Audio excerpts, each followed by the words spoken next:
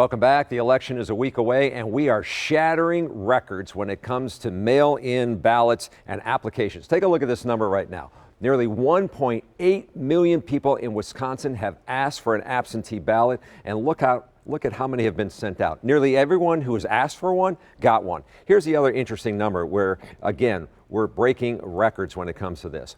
1.4 million people already voting in Wisconsin. When you add in the early voting people who have gone to the polls, you have about 1.8 million people who've already voted in Wisconsin. So let's talk more about Battleground Wisconsin and what's happening across the country. We are joined by Steve Kornacki. Steve, I'm showing off my maps. You've got some maps there. What's the landscape look like across the country?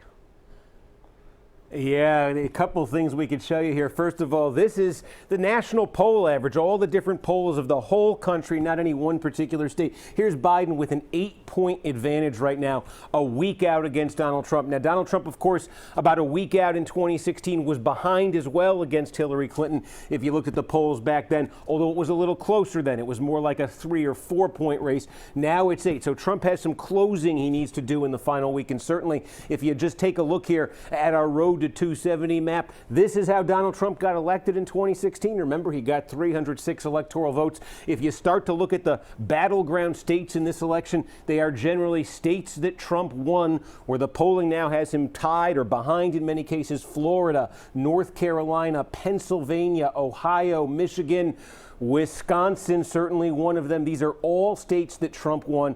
All states where, to some degree, he's in trouble in the polling right now. He doesn't have to win all of these states, but he's got to win most of what I just circled if he's going to hang on and get himself reelected. Yeah, Steve, let's talk about the blue wall, because it was such an important issue in 2016. Marquette comes out with its final poll tomorrow. So give us the landscape when you look at those 3 states. Yeah, I mean, that is the key to this. Certainly in 2016, Wisconsin, Michigan, Pennsylvania, I think, as you well know, none of those states had gone for a Republican since the 1980s.